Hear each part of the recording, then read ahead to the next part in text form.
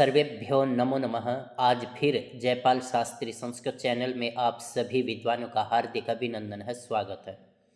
मैं जयपाल शास्त्री आज आप लोगों के सामने उपस्थित हूँ साहित्य दर्पण से संबंधित प्रश्नों को लेकर।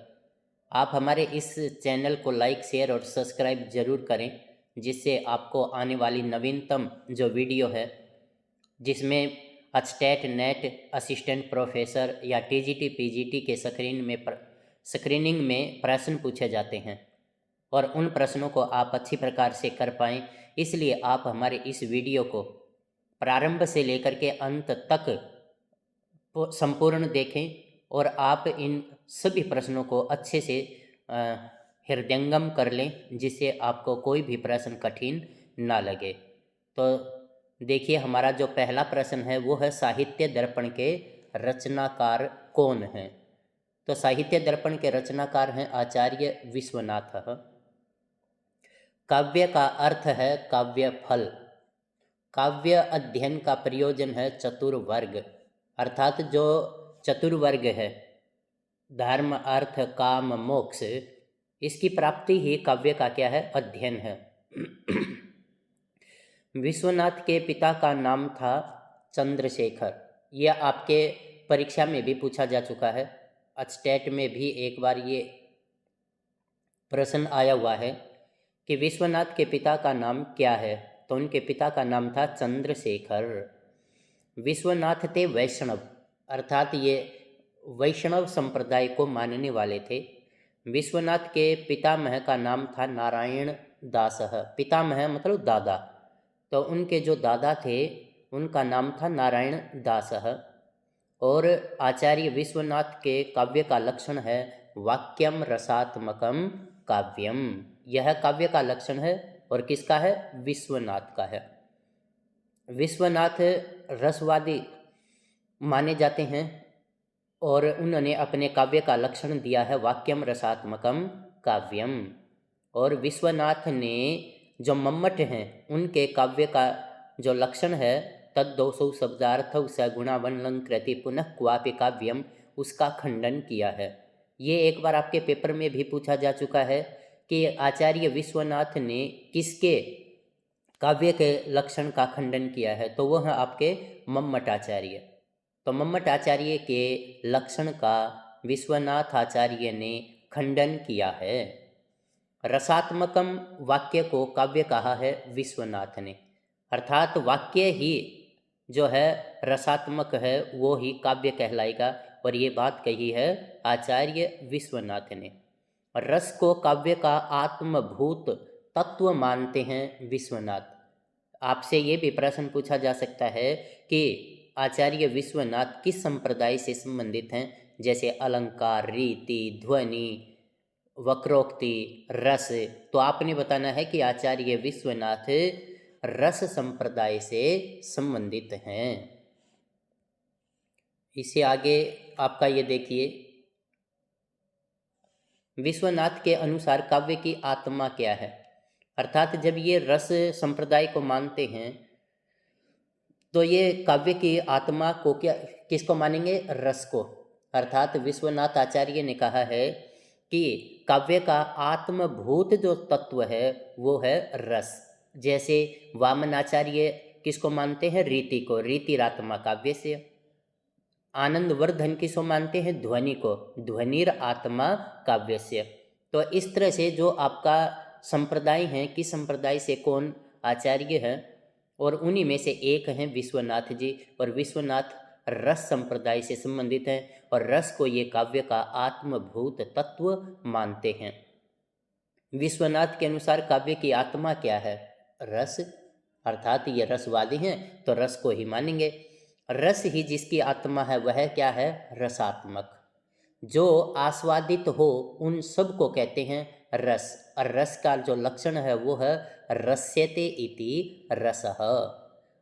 आचार्य विश्वनाथ ने किस आचार्य के काव्य लक्षण का खंडन किया है, ये प्रश्न आ भी गया है आपका। तो उन्होंने मम्मट के जो काव्य है उसका लक्षण किया, उसके लक्षण का खंडन किया है। ये आपके एक बार परीक्षा में भी आ चुका है, स्टेट या आर टेट या सी टेट, जिस प्रकार का भी कोई टेस्ट था, उसमें ये प्रश्न काफ़ी बार पूछा गया है कि आचार्य विश्वनाथ ने किस आचार्य के काव्य लक्षण का खंडन किया है। तो किन का है? आचार्य मम्मट का। और मम्मट का जो काव्य लक्षण है वो क्या है? तद दोषौ शब्दार्थौ स गुणा वनलंकृति पुनः क्वापि काव्यम। अब यहाँ पर ये जो वनलंकृति है, ये एक बार प्रश्न पूछा हुआ है अचटेट में कि बताइए ये किस वचन और किस लिंग में है। तो ये जो अनलंकृति है ये आपका स्त्रीलिंग में है और द्विवचन में है। यह काव्य लक्षण है मम्मट का। तो ये मम्मट के काव्य का लक्षण है तद दोषौ शब्दार्थौ स गुणा वनलंकृति पुनः क्वापि काव्यम। ये ध्यान रखें, ये द्विवचन में प्रयोग है। तद ए दोषौ शब्दार्थौ स गुणौ अनलंकृति, और ये अनलंकृति स्त्रीलिंग में है और द्विवचन का रूप है। रस एव आत्मा सार रूपतया जीवनाधायको यस्य, इसके कथनकार कौन है? तो वे हैं आचार्य विश्वनाथ। रस्यते इति रस है इस कथन का विश्वनाथ का अभिप्राय रसाभाव, भाव एवं भावभास का है। तो यहाँ पर ये रस्यते इति रसः, ये आचार्य विश्वनाथ के द्वारा कहा गया है। शून्यम वासगृहम विलोक्य सेनाद उत्थाय चिरम चुंबिता, यह उदाहरण है ये श्रृंगार रस का है। शून्यम वासगृहम, शून्य जो घर है उसको देख करके सैन निद्रा से उठे हुए, चिरम चुंबिता लंबे काल तक उसका चुंबन किया। तो ये उदाहरण किसका है? ये है आपका श्रृंगार रस का। यस्य आलीयत शल्क सीमनी पदे रोदसी, ये उदाहरण है भाव का। मधुद्विरेफः कुसुमयी कपात्रे कृष्ण सारः, यह उदाहरण किसका है?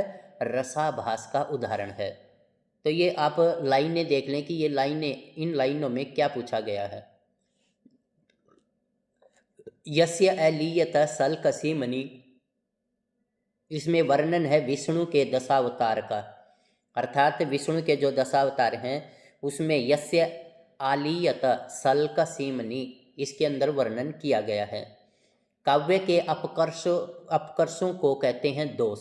ये आपके जो टीजीटी और पीजीटी का जो स्क्रीनिंग था उस स्क्रीनिंग में आया हुआ है, अर्थात दोषास्तस्य अपकर्षकाः।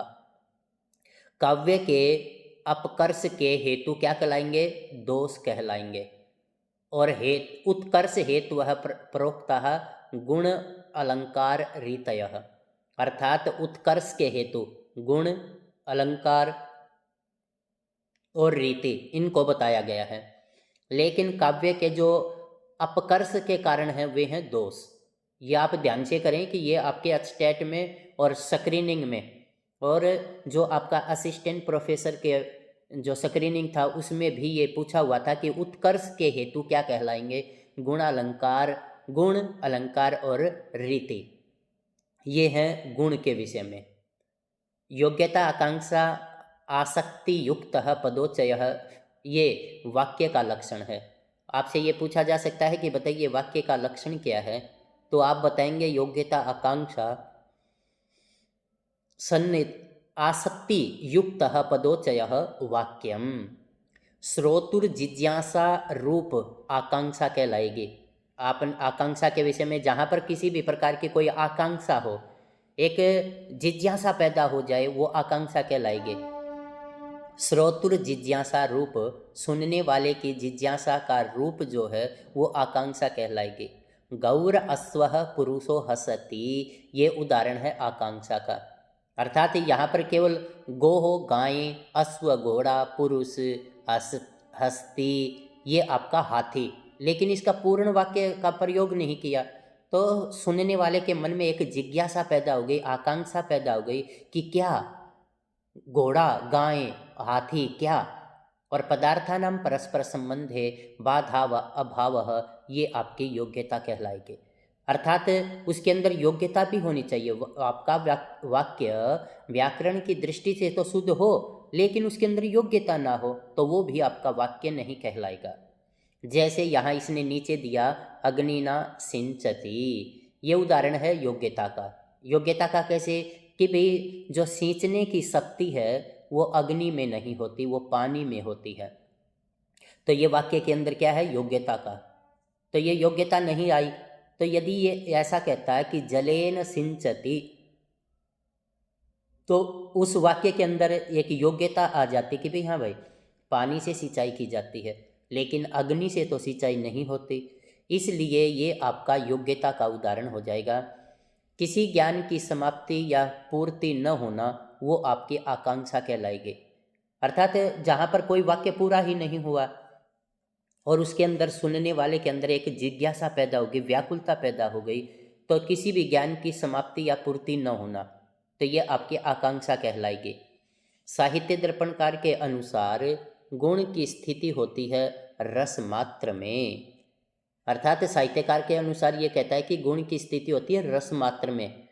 रीतिरात्मा काव्यस्य वामन के इस काव्य लक्षण का खंडन किया है विश्वनाथ ने।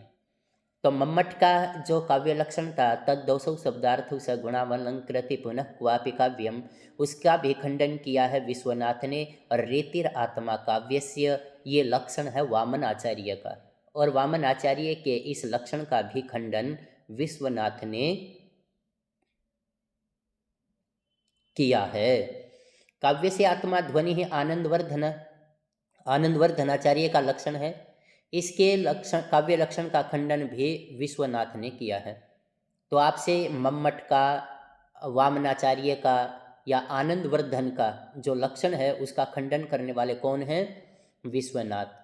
अब आपका जो एक स्क्रीनिंग का टेस्ट था जो पीजीटी वाला, उसके अंदर भोज के जो काव्य का लक्षण है उसका, और जो आपका राजशेखर उसके काव्य का लक्षण पूछा हुआ है।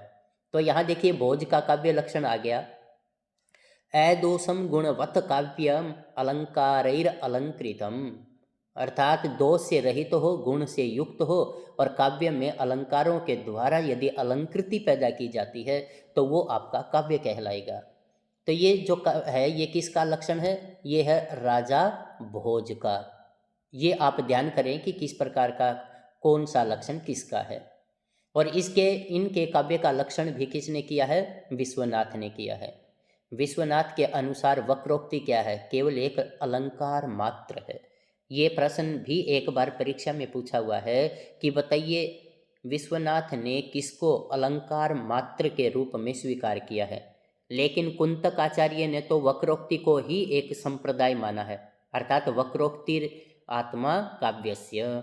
तो उन्होंने तो वक्रोक्ति को ही काव्य की आत्मा बतलाया है कुंतक ने, लेकिन विश्वनाथ ने इसे केवल एक अलंकार मात्र माना है। और इसके जो काव्य का लक्षण है उसका खंडन भी विश्वनाथ ने किया है।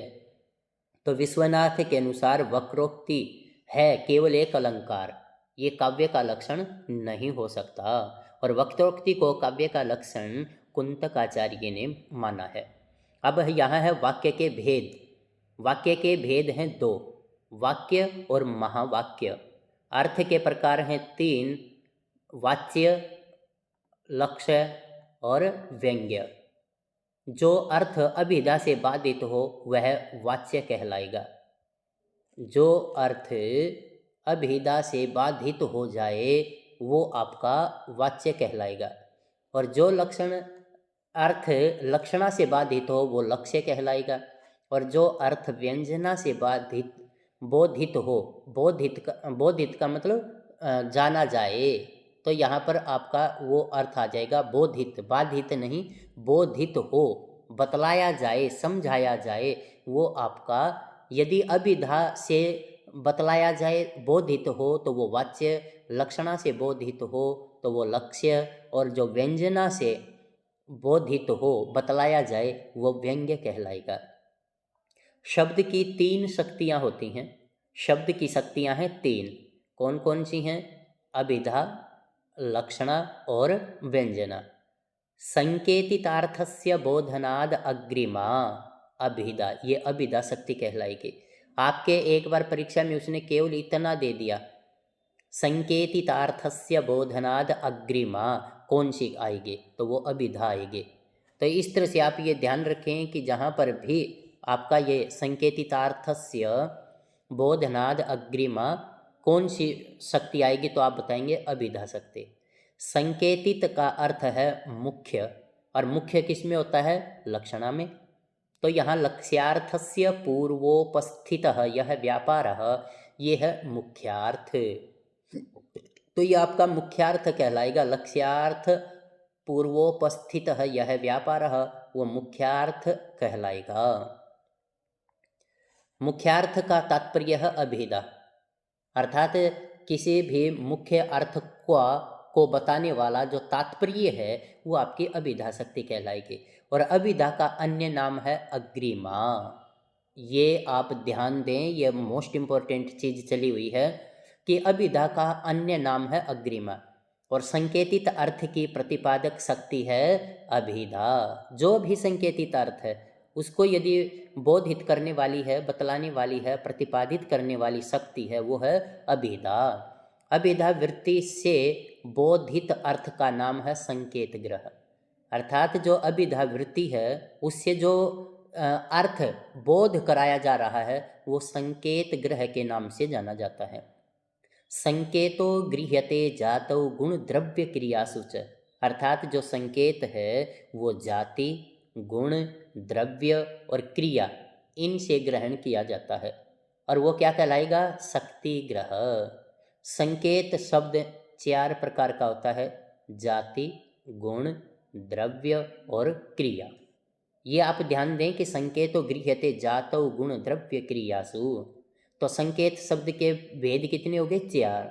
कौन कौन से हैं, जाति, गुण, द्रव्य और क्रिया। जाति, गुण, क्रिया और द्रव्य ये उपाधि हैं पदार्थों की, अर्थात किसी कोई आपसे ये कहे कि बताइए पदार्थों की उपाधियाँ कितनी हैं, तो आप बताएंगे 4। और कौन कौन सी हैं, जाति, गुण, क्रिया और द्रव्य। जाति, गुण, क्रिया और द्रव्य ये किसकी उपाधियाँ हैं, पदार्थों की हैं। तो ये आप ध्यान दें कि आगे पीछे दाएं बाएं जैसे भी कर करके आपसे पूछा जाए, आपको पता होना चाहिए कि ये पूछना क्या चाहता है। वस्तु के साध्य धर्म कहलाते हैं क्रिया, अर्थात कोई भी वस्तु है उसको साधने वाले जो धर्म हैं वो क्रिया कहलाएंगे। और मीमांसक मतानुसार शब्द की अन्य शक्ति है तात्पर्य, और तात्पर्य का ही दूसरा नाम क्या है, अभिधा। और अभिधा को ही अग्रिमा जो शक्ति है उसके नाम से जाना जाता है। मुख्यार्थ बाधे तद युक्तो यया अन्यो अर्थ प्रतीयते रूढ़े प्रयोजनाद असौ लक्षणा शक्तिर अर्पिता। तो यहाँ पर आपके ये जो मीमांसक के मत के अनुसार है वो तात्पर्य वृत्ति है, और यहाँ कहता है कि मुख्यार्थ बाधे तद युक्ते यया अन्यो अर्थ प्रतीयते रूढ़े प्रयोजनाद व असौ लक्षणा शक्तिर अर्पिता। ये लक्षण किसका है, ये है आपका लक्षणा शक्ति का लक्षण है। लक्षणा के प्रधान कारण हैं 4। लक्षणा के जो मुख्य कारण हैं वो 4 होते हैं, मुख्यार्थ बाध, मुख्यार्थ का लक्ष्यार्थ से संबंध, 3 रूढ़ि और 4 प्रयोजन। यया अन्यो अर्थ प्रतीयते, यया अन्यार्थ द्वारा अभिप्राय है लक्ष्यार्थ का, अर्थात कोई भी लक्ष्य है उसके अर्थ का ज्ञान कराना वो आपका लक्षणा शक्ति का ही कारण होता है। विश्वनाथ के मतानुसार लक्षणा के कुल भेद हैं 80। ये एक बार परीक्षा में भी पूछा जा चुका है कि लक्षणा के भेद प्रभेद कितने हैं, तो वो भेद और प्रभेद यदि पूछता है तो आपने बताना है 80। अब ये आपका जो असिस्टेंट प्रोफेसर की स्क्रीनिंग थी उनमें और नेट उनमें ये प्रश्न एक जरूर से जरूर पूछा जाता है, और आपके अचटेट से संबंधित भी ये प्रश्न है। तो यहाँ क्या कहता है कि रूढ़िमति लक्षणा का उदाहरण है कलिंग साहसिकः। ये रूढ़िमति लक्षणा का उदाहरण है। रूढ़ अर्थात कोई भी शब्द रूढ़ हो गया, जैसे भाई कलिंग देश के रहने वाले क्या हैं, साहसी हैं। प्रयोजनवती लक्षणा का उदाहरण है गंगायाम घोषः। तो ये प्रयोजनवती लक्षणा कैसे है कि भी गंगा के ऊपर झोपड़ी, घोष का अर्थ होता है झोपड़ी, लेकिन गंगा के ही ऊपर झोपड़ी क्यों? क्योंकि वहाँ उसका क्या प्रयोजन हो सकता है? तो ये प्रयोजन क्या है कि भाई गंगा के तट पर शीतलता है, पवित्रता है, ये इसका प्रयोजन हो गया। तो ये प्रयोजनवती लक्षणा का उदाहरण है गंगायाम घोषः। रूढ़ि लक्षण लक्षणा का उदाहरण है कलिंग साहसिकः। तो वही भाई कलिंग देश के रहने वाले कैसे हैं? बड़े रूढ़ हो गए, वो साहसिक हैं। और रूढ़ ही उपादान लक्षणा का उदाहरण है श्वेतो धावती। उपादान का मतलब कोई भी उपमेय और उपमान, और वहाँ पर इसका क्या कर दिया इसने? उपादान श्वेतो धावती, अर्थात सफ़ेद दौड़ता है। सफ़ेद दौड़ेगा नहीं, अर्थात सफ़ेद जो घोड़ा है वो दौड़ता है। तो श्वेतो का अर्थ क्या हो गया? घोड़ा। तो यहाँ पर इसने बताया कि श्वेतो धावती, सफ़ेद दौड़ता है, मतलब सफ़ेद घोड़ा दौड़ रहा है। तो ये आपका यहाँ अर्थ लिया जाएगा श्वेतो धावती का। इसके बाद आगे क्या आ गया ये देखिए, सारोपा रूढ़ि लक्षणा का उदाहरण है कलिंग साहसिक है। ये आपने ध्यान रखना कि भाई ये सारोपा साध्यावसान रूढ़ि लक्षणा है। सारोपा रूढ़ि लक्षणा का कलिंग साहसिक है, और साध्यावसाना रूढ़ि लक्षणा का उदाहरण है कलिंग साहसिक है। सारोपा रूढ़ि उपादान लक्षणा का उदाहरण है अश्व श्वेतो धावती, सफ़ेद घोड़ा दौड़ता है। साध्यावसाना रूढ़ि लक्षणा का उदाहरण है श्वेतो धावती। प्रयोजनवती लक्षणा का उदाहरण है गंगायाम घोषः। प्रयोजनवती उपादान लक्षणा का उदाहरण है कुंताः प्रविशन्ति। कुंत होते हैं भाले, अर्थात भाले प्रवेश करते हैं। लेकिन आपने पता है कि भाले तो चलने में समर्थ नहीं हैं, उन्हें तो कोई लेकर के आएगा, वो तो तब प्रवेश करेंगे। तो यहाँ ये प्रयोजनवती उपादान लक्षणा का उदाहरण क्या बन गया कि भालों को ग्रहण किए हुए जो सैनिक हैं वे प्रवेश करते हैं। तो इसलिए यहाँ प्रयोजनवती उपादान लक्षणा का उदाहरण क्या हो गया? कुंताः प्रविशन्ति। प्रयोजनवती सारोपा लक्षणा का उदाहरण है आयुर्घृतम। ये आपका नेट में आया हुआ प्रश्न है, नेट। तो ये आप एक बार ध्यान से देख लें कि प्रयोजनवती सारोपा लक्षणा का उदाहरण है आयुर्घृतम। इसके बाद है आपका प्रयोजनवती साध्यवसाना लक्षणा का उदाहरण है गंगायाम घोषः। ये प्रयोजनवती साध्यवसाना लक्षणा का उदाहरण है गंगायाम घोषः।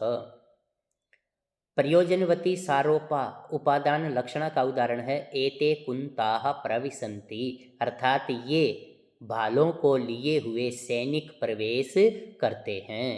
तो ये प्रयोजनवती सारोपा उपादान लक्षणा का उदाहरण है। प्रयोजनवती साध्यवसाना उपादान लक्षणा का उदाहरण है कुंताः प्रविशन्ति, भाले प्रवेश करते हैं। लक्षणा का अन्य नाम है जहद स्वार्था। ये आपका नेट में आया हुआ प्रश्न है, नेट। जहद स्वार्था विरतास्वभिधात्यासु यया अर्थो बोध्यते परः सा वृत्तिर्व्यंजनानां शब्दस्य अर्थादिकस्य च ये व्यंजना शक्ति का लक्षण है। शब्द तथा अर्थ में रहने वाली वृत्ति कहलाएगी। तो वो वृत्ति क्या कहलाएगी? व्यंजना कहलाएगी। और व्यंजना का जो दूसरा नाम है वो है ध्वनि।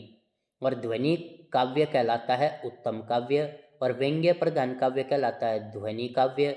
और व्यंजना के भेद हैं दो, शाब्दी व्यंजना और आर्थी व्यंजना। शाब्दी व्यंजना के भेद हैं दो, अभिधामूला और लक्षणामूला। संयोगादिना अवाच्यार्थस्य प्रतीति रूप शब्द व्यापारः, ये अभिधामूला का लक्षण है। ये लाइन आपके पेपर में दे देगा ये वाली, और ये कह देगा कि बताइए ये किसका उदाहरण है। तो ये आपको पता होना चाहिए कि संयोगादिना अवाच्यार्थस्य प्रतीति रूप शब्द व्यापारः अभिधामूला। शाब्दी व्यंजना, अभिधामूला शाब्दी व्यंजना है। संयोग का उदाहरण है सशंख चक्रो हरिहि। ये आपके मोस्ट इम्पोर्टेंट हैं। ये हर नेट में और हर आपका जो असिस्टेंट प्रोफेसर की स्क्रीनिंग है या अटस्टेट है उसमें इनमें से जरूर पूछ लेता है। संयोग का उदाहरण है सशंख चक्रो हरिहि। संयोग अर्थात शंख और चक्र से युक्त विष्णु। विप्रयोग का उदाहरण है असंख चक्रो हरिहि। शंख और चक्र से रहित विष्णु। साहचर्य का उदाहरण है भीमार्जुनऊ। साथ साथ का जो उदाहरण है भीम और अर्जुन। विरोधित का अर्जुन है कर्णार्जुनऊ। विरोधित अर्थात विरोध। कर्ण और अर्जुन का क्या था? विरोध था। तो ये जो कर्ण है और अर्जुन है ये आपस में एक दूसरे के विरोधी थे, तो ये विरोधित का उदाहरण हो गया कर्णार्जुनऊ। अर्थ का उदाहरण है स्थाणुम वंदे, अर्थात ये जो स्थाणु है, ये जो स्तंभ है, मैं इसको प्रणाम करता हूँ। प्रकरण का उदाहरण है सर्वम जानाति देवः। ये आपका एक बार परीक्षा में भी आ चुका है।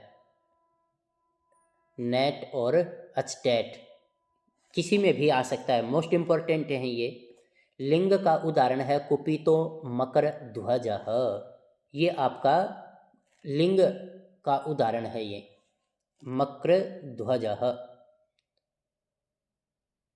अन्य शब्द की सन्निधि का उदाहरण है देवः पुरारिहि। सन्निधि मतलब समीपता, तो यहाँ पर देवः पुरारिहि, पुरारिहि, पुरारिहि। पुरारी मतलब शिव शंकर भगवान। सामर्थ्य का उदाहरण है मधुना मत्तः पिकः। अब ये सामर्थ्य में है भाई, जो मधु है, जो वसंत का समय है उसमें जो कोयल है वो मदमस्त है। औचित्य का उदाहरण है पातु वो दयिता मुखम। ये औचित्य का उदाहरण है, अर्थात जो दयिता है, पत्नी है, उसकी रक्षा उनके जो है रक्षा हमारा कर्तव्य है या हमें उसकी रक्षा करनी चाहिए। देश का उदाहरण है विभाति गगने चंद्रः। आकाश में चंद्रमा सुशोभित होता है।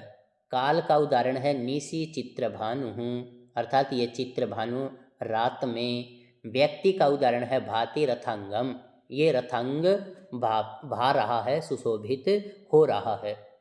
स्वर का अभिप्राय है उदात, अनुदात और स्वरित। उदात संज्ञा करने वाला सूत्र है उच्चैरुदात्तः। अनुदात संज्ञा करने वाला सूत्र है नीचैरनुदात्तः। और स्वरित संज्ञा करने वाला सूत्र है समाहारः स्वरितः। और इन तीनों सूत्रों में से अचटेट की जो परीक्षा होती है हर बार उसमें पूछा जाता है, चाहे वो आपका उदात पूछे, चाहे अनुदात पूछे, चाहे स्वरित पूछे। और या उदात संज्ञा किसकी होगी, अनुदात संज्ञा किसकी होगी, या स्वरित संज्ञा किसकी होगी, ये आपसे हर बार अचटेट में पूछा गया है। तो आप हमारी इस वीडियो को शुरू से लेकर के अंत तक पूरा सुने। आपका कोई भी प्रश्न ऐसा नहीं लगेगा आपको कि आप नहीं जान पा रहे। तो यहाँ पर शैत्य और पावनत्व आदि प्रयोजन रूप धर्मों की प्रतीति का जो कारण है वो क्या कहलाएगा? लक्षणा मूला शाब्दी व्यंजना, ये आपका कहलाएगा। लक्षणा मूला शाब्दी व्यंजना। लक्षणोपास्यते यस्य कृते तत्तु प्रयोजनम, अर्थात लक्षणा जिसके द्वारा उपासित की जाती है, अर्थात जिसकी उपासना की जाती है वो प्रयोजन। यया प्रत्यायते सा स्याद व्यंजना लक्षणाश्रया, अर्थात जो किसी का आश्रय लिए हुए होती है तो वो होती है लक्षणा। जो यह व्यंजना है लक्षणा मूला, तो ये व्यंजना का भेद है लक्षणा मूला का। निशेष च्युत संदनम स्तन तटम न पुनस्तस्य अधमस्य अंतिकम, ये उदाहरण है बोधव्य वैशिष्ट्य का। गुरु प्रतंत्रतया बत दूरतरम, ये उदाहरण है काकु वैशिष्ट्य का। अर्थात इसमें जैसे वक्रोक्ति के श्लेष काकु और वक्रोक्ति काकु, तो ये यहाँ पर ये क्या कहता है कि काकु का ये विशिष्टता क्या है इसमें कि गुरु प्रतंत्रतया, अर्थात बड़ों का आदेश मानकर मेरे जो स्वामी हैं, मेरे जो पति हैं वो दूर देश में चले गए हैं, और बसंत समय आने पर, वर्षा ऋतु के आने पर क्या वो वापस नहीं आएंगे? अर्थात अवश्य आएंगे। तो यहाँ ये काकू का वैशिष्ट्य है। आर्थी व्यंजना के भेद हैं 3, वाच्य, लक्ष्य और व्यंग्य। ये इसके 3 भेद हैं। कुमारिल के अनुसार, जो कुमारिल भट्ट हैं ये मीमांसक हैं। ये एक बार प्रश्न भी आया हुआ है कि कुमारिल भट्ट किस संप्रदाय से संबंधित हैं, तो वो आपके मीमांसक संप्रदाय से हैं, ये मीमांसक कहलाते हैं। कुमारिल के अनुसार शब्द की चतुर्थ शक्ति है तात्पर्य शक्ति। कुमारिल भट्ट का मत है अभिहितान्वयवाद। ये आपका हर स्टेट नेट, ये जो नेट की परीक्षा होती है उसके अंदर तो हर बार पूछा जाता है कि अभिहितान्वयवादी कौन है? वो है कुमारिल भट्ट। और अन्विताभिधानवादी कौन है? प्रभाकर। और प्रभाकर के गुरु कौन है? कुमारिल भट्ट। और कुमारिल भट्ट और प्रभाकर गुरु, ऐसा बोलते हैं इन्हें, प्रभाकर गुरु। तो ये मीमांसक हैं, ये मीमांसा से संबंध रखने वाले हैं। आनंदवर्धन और अभिनव गुप्त ने विवेचन किया है शांत रस का, अर्थात शांतो अपि नवमो रसः। ये आपके स्टेट में आया हुआ है कि बताइए किस रस को 9वां रस माना गया है? तो आप क्या बताएंगे? शांतो अपि नवमो रसः, अर्थात शांत रस को 9वां रस माना गया है। भट्टनायक और उद्भट ने समर्थन किया है शांत रस का। और शांत रस का जो स्थायी भाव है वो है निर्वेद या शम। ये भी आपसे पूछा जा सकता है कि जो शांत रस है उसका स्थायी भाव क्या है, शम या निर्वेद। वात्सल्य रस को मानने वाले आचार्य हैं विश्वनाथ।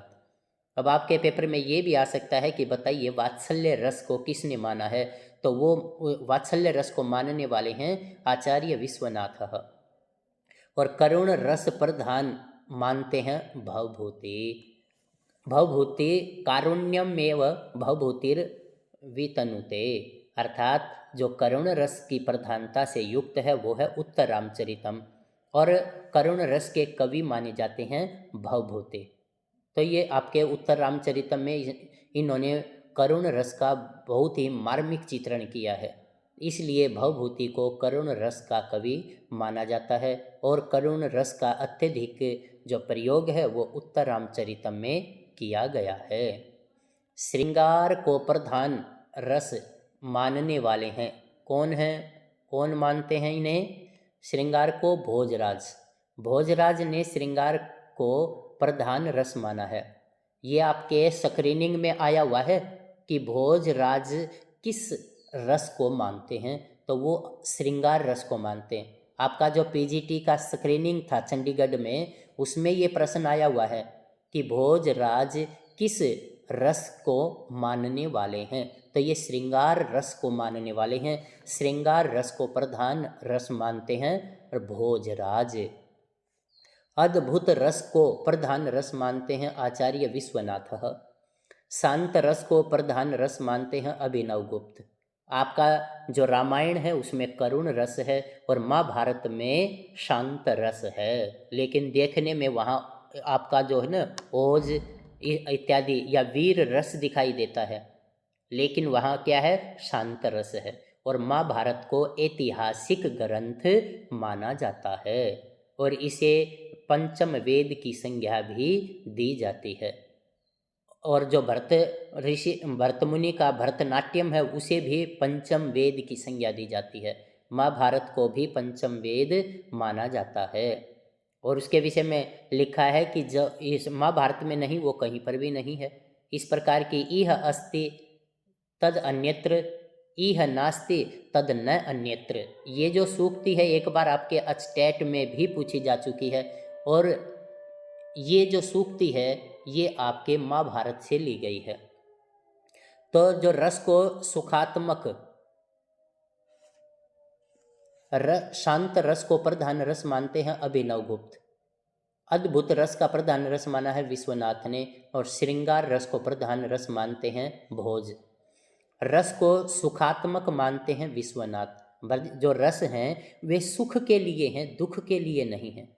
विभावेनानुभावेन व्यक्त संचारिणा तथा रसता मेति रत्यादि स्थायी भाव सचेतसाम, ये रस का क्या है, लक्षण है। और ये रस का लक्षण किसने दिया है, आचार्य विश्वनाथ ने। आपसे ये लाइन लिख करके कह देगा कि बताइए ये किसका लक्षण है, तो आप बताएंगे रस का लक्षण है। और ये किसके आचार्य के मत के अनुसार है, तो आप बताएंगे ये विश्वनाथ आचार्य के मत के अनुसार है। और विश्वनाथ ने क्या लिखा है, साहित्य दर्पण। और साहित्य दर्पण किस में विभक्त है, परिच्छेदों में। और कितने परिच्छेदों में विभक्त है, 10 परिच्छेदों में। मम्मट ने जो काव्य प्रकाश लिखा है वो उल्लासों में विभक्त है और 10 उल्लास हैं। विश्वनाथ रस की संख्या मानते हैं 9। विश्वनाथ के अनुसार रसों के स्थायी भाव भी कितने होंगे, 9 ही होंगे। यदि वो 9 रसों को मानता है तो उसके स्थायी भाव भी 9 ही होंगे। और ये मोस्ट इम्पॉर्टेंट चीज़ है, आपकी हर परीक्षा में ये आया है और आप इसको ध्यान से देखिए कौन कौन से हैं। कहता है कि श्रृंगार रस का स्थायी भाव रति है, श्रृंगार रस का वर्ण श्याम है और श्रृंगार रस का देवता विष्णु है। श्रृंगार रस के भेद 2 हैं, संभोग श्रृंगारः और विप्रलंभ श्रृंगारः। विप्रलंभ श्रृंगार के भेद 5 हैं, संभोग के प्रकार 2 हैं। अवृद्धा वृद्धा वा यम विरोधातुमक्षमाः आस्वादांकुरंकन्दोऽसौ भावः स्थायी इति सम्मतः। ये इसका स्थायी भाव, अर्थात जो आपका श्रृंगार आदि ऊपर जो बतलाया था उसका ये स्थायी भाव है। यहाँ इसके आगे कहता है मनोनुकूल अर्थे मनसः प्रवणायितम, ये रति का स्थायी भाव है। हास्य जो रस है उसका स्थायी भाव है हास। हास रस का वर्णन है शुक्ल और हास रस का देवता है प्रमथ, और प्रमथ बोलते हैं कामदेव को। वागादि वैकृतश्चेतो विकासो हासः, ये आपके अचटेट में बिल्कुल ऐसी की ऐसी लाइन दे करके और आपसे पूछ लिया बताइए ये किस रस का लक्षण है, तो वागादि वैकृतश्चेतो विकासो हासः इष्यते, अर्थात वाक वाणी आदि की जो वैकृति, एक विकार या जो एक मतलब किसी विशेष आकृति को प्राप्त हो जाए, विकास को प्राप्त हो जाए, वो हास कहलाएगा। और हास स्थायी भाव करुण रस का हास, यह हास इष्यते, ये हास का स्थायी भाव है। करुण रस का स्थायी भाव है शोक। करुण रस का वर्ण माने कलर, रंग, वो है कपोत, कबूतर। करुण रस का देवता है यमराज। और यहाँ पर इष्ट नासादिभिश्चेतो वैक्लव्यम, शोक शब्द भाक, ये शोक का स्थायी भाव है। ये आपके स्टेट में, नेट में, इन परीक्षाओं में काफ़ी बार पूछे जा चुके हैं। ये लाइनें आप जरूर याद कर ले कि ये लाइन किसके विषय में कही गई है, तो ये आपका जो शोक है उसके विषय में कही गई है, शोक का ये लक्षण है। रौद्र जो रस है उसका स्थायी भाव है क्रोध। रौद्र रस का वर्ण है, कलर है लाल, और रौद्र रस का देवता है रुद्र। प्रतिकूलेश तैक्षण्य स्यावबोधः क्रोधः इष्यते, ये क्रोध का स्थायी भाव है। वीर रस स्थायी भाव है उत्साह का। वीर रस का वर्ण है, कलर है सुवर्णवत। वीर रस का देवता है महेंद्र। कार्यारंभेषु संरंभः स्थेयानुत्साह उच्यते, ये उत्साह का स्थायी भाव है। इस प्रकार की ये जो लाइनें आ रही हैं, इन सभी लाइनों को आप कंठस्थ याद कर लें, इन लाइनों को पहचान लें कि ये किसके विषय में बोली जा रही हैं। कोई भी इस प्रकार की लाइन उठा करके आपके पेपर में आज स्टेट वगैरह में दे देगा तो आपको ये पहचान होनी चाहिए कि ये उत्साह के विषय में, क्रोध के विषय में, करुण के विषय में, हास के विषय में, किसके विषय में बोल रहा है। तो यहाँ पर कार्यारंभेषु संरंभः स्थेयानुत्साह उच्यते, ये उत्साह का स्थायी भाव है। बिभत्स रस का जो स्थायी भाव वो है जुगुप्सा। बिभत्स रस का वर्णन है नील वर्ण, वर्ण माने रंग, कलर। बिभत्स रस का देवता है महाकालः। दोषे क्षणादिभिर्गर्हा जुगुप्सा विषयोद्भवा, ये जुगुप्सा का स्थायी भाव है। आगे आपका देखिए भयानक है ये, भयानक। तो भयानक में ये क्या कहता है कि इसका स्थायी भाव है भय। भयानक रस का वर्ण, वर्ण माने कलर, कलर है कृष्ण काला। भयानक रस का देवता है काल। रौद्र शक्त्या तु जनितम चित वैकलव्यम भयम, ये आपका भय का स्थायी भाव है। अद्भुत रस का स्थायी भाव है विस्मय। अद्भुत रस का वर्णन है वर्ण, कलर, रंग है पीला। अद्भुत रस का देवता है गंधर्व। विविधेषु पदार्थेषु लोक सीमातिवर्तीषु विस्फारश्चेतसो, ये विस्मय का स्थायी भाव है। शांत रस का स्थायी भाव है शम, इसी को निर्वेद भी बोल देते हैं, निर्वेद। ये काफ़ी बार परीक्षा में पूछा गया है। शांत रस का जो स्थायी भाव है वो क्या है, एक तो शम है और एक निर्वेद है।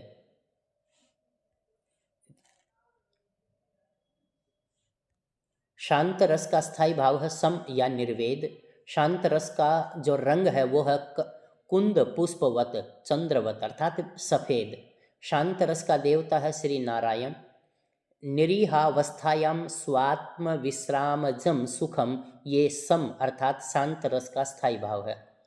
विभाव के भेद हैं दो, आलंबन और उद्दीपन। नायक आदि होते हैं आलंबन विभाव आदि। नायक आदि होते हैं आलंबन विभाव। वे भी चारि भावों की संख्या है 33। विप्रलंब श्रृंगार में काम दशाएं होती हैं 10। हास्य के भेद हैं 6। उत्तम श्रेणी के हास्य हैं स्मित और हसित, ये उत्तम श्रेणी के भेद हैं ये हास्य के। मध्यम श्रेणी के हास्य हैं विहसित और अवहसित, थोड़ा हंसना। और निम्न श्रेणी के हैं अपहसित और अतिहसित, या तो न हंसना या बहुत अत्यधिक हंसना, ये निम्न अर्थात अधम श्रेणी के भेद हैं। साहित्य दर्पणकार वीर रस के भेद मानता है 4। ये भी आपके एक बार परीक्षा में पूछा जा चुका है कि वीर रस के भेद कितने हैं, वो हैं 4। जैसे दानवीरः, धर्मवीरः, युद्धवीरः, दयावीरः। अद्भुत रस नहीं मानते हैं। अद्भुत रस को किसने नहीं माना है, पंडित राज जगन्नाथ ने। अद्भुत जो रस है उसको आचार्य विश्वनाथ पंडित राज जगन्नाथ जी नहीं मानते। वो कहते हैं कि भाई ये जो है जो अद्भुत है ये कोई रस नहीं होता। रूपक के भेद ये आपके हर स्टेट में आ चुका है, चाहे वो टीजीटी का हो चाहे पीजीटी का हो। बार बार ये प्रश्न आया है कि रूपक के भेद कितने हैं, 10। और कौन कौन से हैं, नाटक, प्रकरण, भाव, व्यायोग, समवकार, डिम्ब, ईहामृग, अंक, वीथी और प्रकरण। विश्वनाथ के अनुसार नाटक में न्यूनतम अंक होने चाहिए 5 और अधिकतम अंक कितने होने चाहिए, 10। तो नाटक में कम से कम 5 अंक होने चाहिए और अधिक से अधिक 10 अंक होने चाहिए। नाटक के नायक की कोटि अर्थात जो नाटक के नायक होते हैं, हीरो होते हैं, उनके प्रकार कितने हैं, कोटि होती हैं धीर उदात्त, अधिकांशतः यही पाया जाता है। नाटक की कथा वस्तु होती है इतिहास प्रसिद्ध। अब आपने यहाँ जैसे पहला भेद था नाटक, तो नायक के 4 प्रकार होते हैं, धीरो उदात्त, धीर ललित, धीर प्रशांत और धीरो उद्धत। तो ये नायक के 4 कोटि हैं, 4 भेद होते हैं। अब नाटक की जो कथा वस्तु होती है वो इतिहास प्रसिद्ध होती है।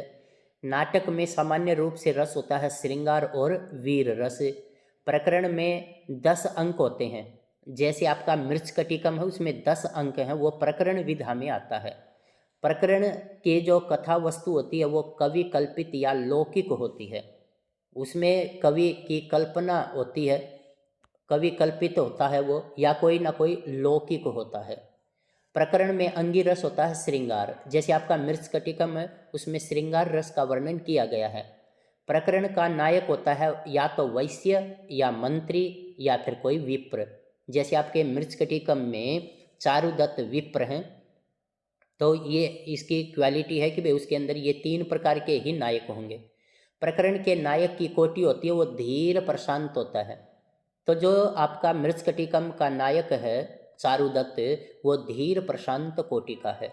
भाण में अंक होता है 1। आपसे ये पूछा जा सकता है कि बताइए भाण में कितने अंक होते हैं, तो भाण के अंदर 1 अंक होगा और भाण की कथा वस्तु होगी कवि कल्पित। भाण का नायक होता है विट या पंडित। भाण का अंगिरस होता है श्रृंगार या वीर रस होगा। आगे आपका व्यायोग है, और व्यायोग में अंक कितने होंगे? व्यायोग में भी 1 ही अंक होगा। व्यायोग की कथा वस्तु इतिहास प्रसिद्ध होती है। व्यायोग के नायक की कोटि होती है धीरो उद्धत। समवकार में अंक होते हैं 3। समवकार का नायक होता है या तो देवता या फिर मानव। समवकार की कथा वस्तु होती है इतिहास प्रसिद्ध।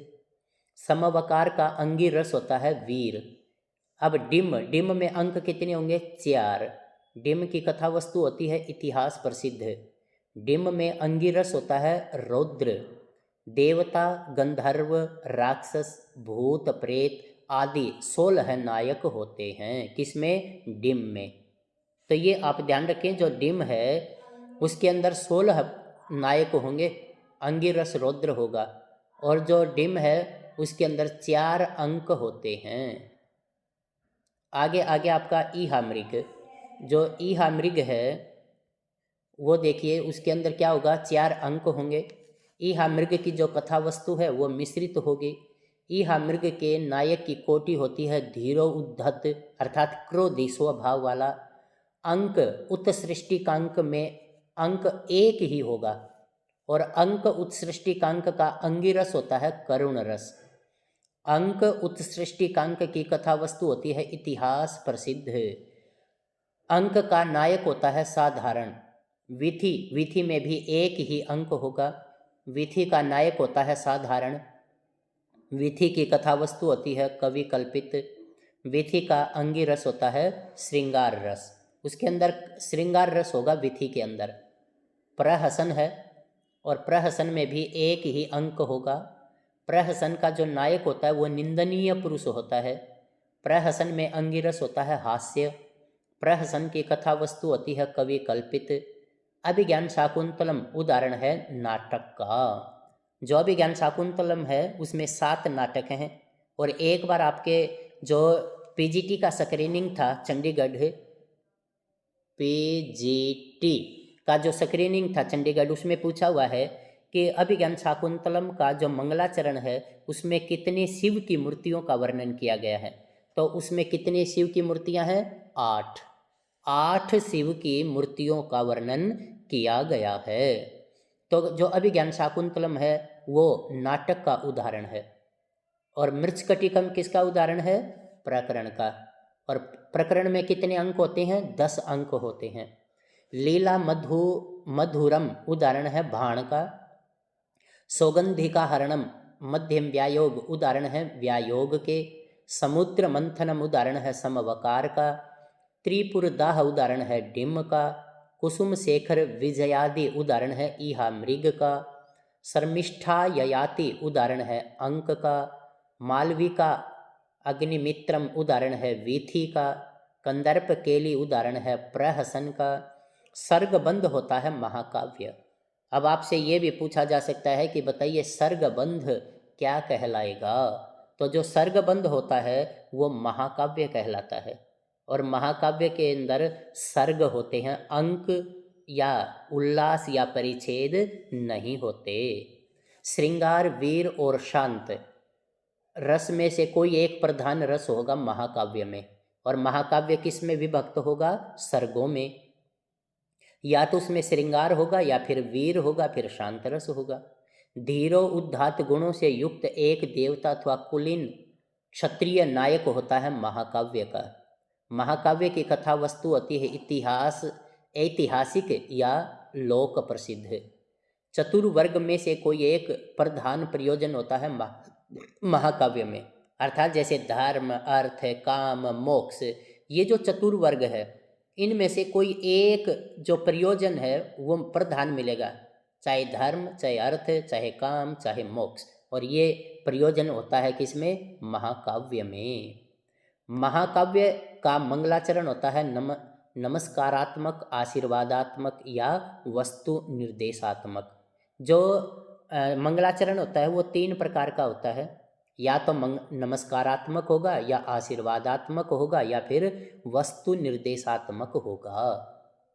ये भी एक बार प्रश्न आया हुआ है, जो आपका टीजीटी या पीजीटी का जो स्क्रीनिंग था उसमें पूछा हुआ है कि मंगलाचरण कितने प्रकार का होता है। तो मंगलाचरण 3 प्रकार का होता है, नमस्कारात्मक होगा, या आशीर्वादात्मक होगा, या फिर वस्तु निर्देशात्मक होगा। महाकाव्य में सर्गों की संख्या कम से कम कितनी होगी? 8, या 8 से कम नहीं होने चाहिए। जो आपका महाकाव्य है उसके अंदर आपके कितनी होनी चाहिए? 8, अर्थात उसके अंदर 8 जो होंगे ये सर्ग, तो वो महाकाव्य की कोटि में आएगा। यदि उसमें 8 से कम रह गए तो वो फिर महाकाव्य की कोटि में नहीं आएगा।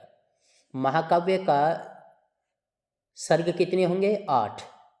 महाकाव्य का प्रत्येक सर्ग प्रायः निबद्ध होता है एक ही छंद में, अर्थात यदि उसने जैसे मालिनी छंद ले लिया तो सारे के सारे सर्ग में मालिनी छंद ही चलेगा। जैसे नैषधीय चरितम है उसमें सारा का सारा मालिनी छंद ही है, तो इसलिए नैषधीय चरितम क्या है? महाकाव्य है, और वो सर्गों में विभक्त है। तो यहाँ पर महाकाव्य का प्रत्येक सर्ग प्राय निबद्ध होता है, एक ही छंद में मिलेगा आपको। आने वाली कथा की सूचना प्राय दी जाती है सर्गांत में। जब आपका सर्ग समाप्त होगा तो उसमें आगे की जो कहानी होगी वो उसमें उसकी सूचना दे दी जाएगी। प्रत्येक सर्ग का अंतिम छंद भिन्न होता है, अर्थात जो महाकाव्य होता है पूरे महाकाव्य में एक ही छंद चलेगा, लेकिन अंत जैसे आएगा तो अंतिम जो छंद होगा वो किसी अन्य छंद में आएगा। सारा का सारा छंद वो सर्ग एक छंद में चला, लेकिन अंत जो है किसी भिन्न छंद से होगा। और महाकाव्य के नामकरण का आधार जो है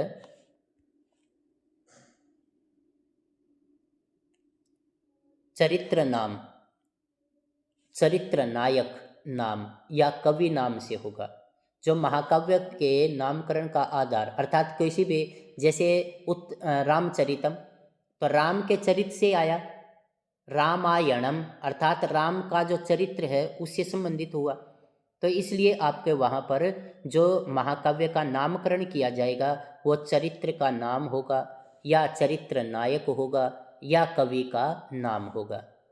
संध्या, सूर्य, चंद्रमा, रात्रि, प्रदोष, अंधकार, वन, समुद्र, दिन आदि वर्णनीय विषय होते हैं। तो ये आपका जो महाकाव्य है उसमें आपके ये सारी की सारी चीज़ें वहाँ पर दिखाई जाएंगे। तो ये आप ध्यान रखें कि हमने ये साहित्य दर्पण के विषय में पढ़ा है, और साहित्य दर्पण में प्रत्येक विषय के विषय में यहाँ बतलाया है। भाई आपका जो साहित्य दर्पण की क्या क्या चीज़ें थी, क्या लक्षण था, क्या उसने प्रयोजन दिया है, उसने किसके लक्षण का खंडन किया है, इस तरह से बहुत से जो वर्णन थे वो आज हमने इस साहित्य दर्पण के जो विषय वस्तु थी वो हमने पढ़ी है। तो साहित्य दर्पणकार जैसे विश्वनाथ हैं, ये साहित्य दर्पण परिच्छेदों में 10 परिच्छेदों में विभक्त है। तो इससे संबंधित कोई भी प्रश्न है तो आप हमारी इस वीडियो को शुरू से लेकर के अंत तक देखें, आपके सभी प्रश्नों की जो जिज्ञासा है वो शांत हो जाएगी। और आप हमारे इस चैनल को लाइक, शेयर और सब्सक्राइब जरूर करें। आप सभी का बहुत बहुत धन्यवाद। जय तु संस्कृतम, जय तु भारतम।